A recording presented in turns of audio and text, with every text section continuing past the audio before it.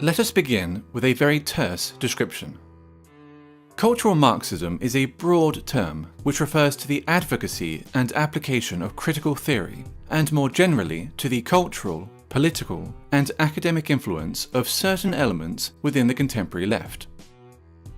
The roots of cultural Marxism are to be found in what is commonly known as the Frankfurt School. The term arose informally to describe the thinkers affiliated or merely associated with the Frankfurt Institute for Social Research at the Goethe University in Frankfurt, Germany during the interwar period. Critical of both capitalism and Soviet socialism, they sought to address the perceived shortcomings of classical Marxism in the pursuit of societal change. Their work came to be referred to as critical theory.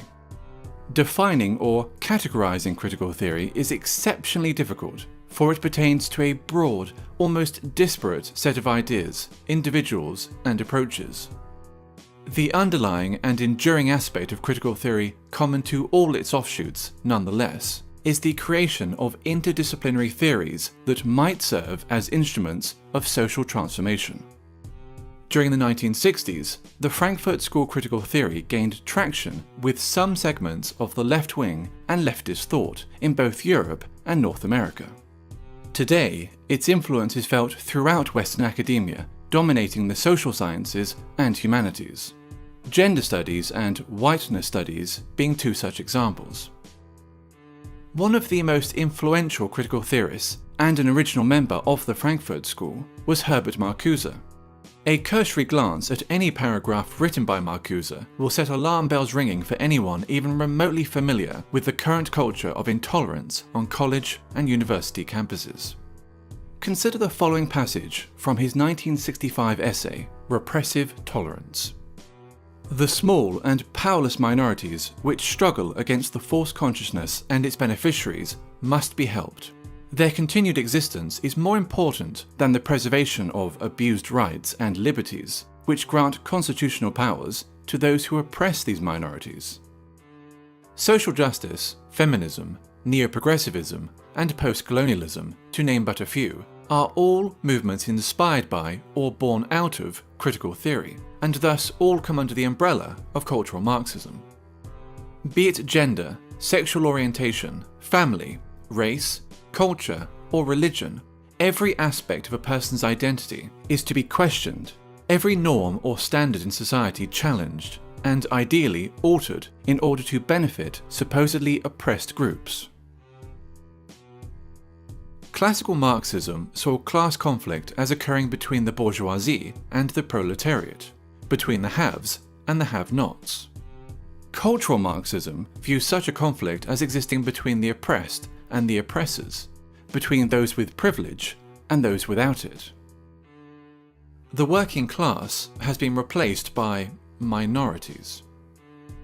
Majority groups are typically defined as privileged and oppressive, with minority groups accordingly labelled underprivileged and oppressed. Heterosexuals are oppressive. Cisgender people are oppressive. Whites are oppressive, especially white men. Christians are oppressive. Those that do not fit into these groups are thus considered oppressed.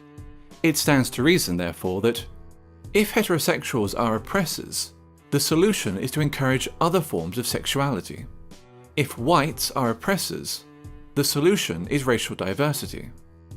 If cisgender people are oppressors, the solution is to encourage transgenderism.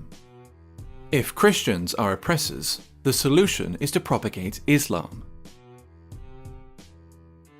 Theodor Adorno, another original member of the Frankfurt School, wrote a book entitled The Authoritarian Personality, in which he defines parenthood, pride in one's family, Christianity, adherence to traditional gender roles and attitudes towards sex, and the love of one's own country as pathological phenomena.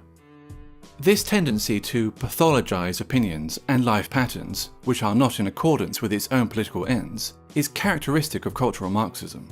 Differing views are thus described as irrational fears or phobias. For example, a person who feels uncomfortable living as a minority in an area dominated by Muslim migrants may be decried as an Islamophobe, since wishing to live amongst those culturally and ethnically similar to oneself is considered sick and phobic.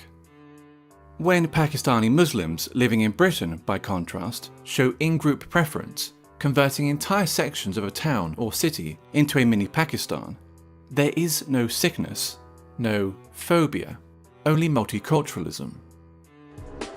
20 years ago, there were no Pakis here, no one was doing nothing. But now, the Pakis are with a stamp, man, trust, you know what I mean?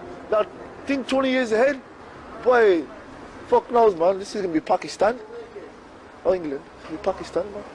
They're all fucking shipping over.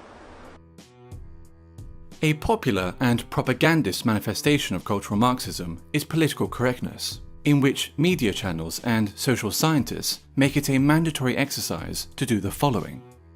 Question common language.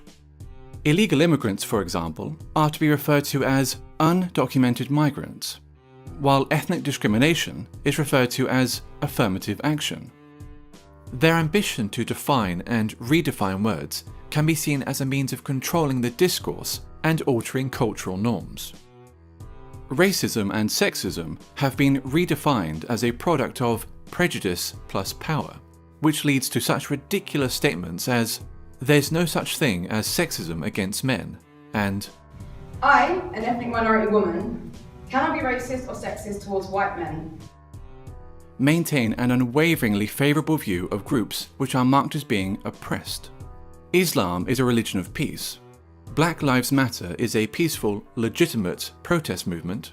Feminism is only about equality, and so forth. No deviation from the aforementioned narrative will be entertained, ever, nor will criticism. While communism, as Marx envisioned it, offered the resolution of class conflict in a utopian social system, all that cultural Marxism offers is a desolate form of eternal warfare between ever more narrowly defined groups of offended minorities. The only meaningful consequence that its wide application could possibly ever have is the marginalization of traditional European culture.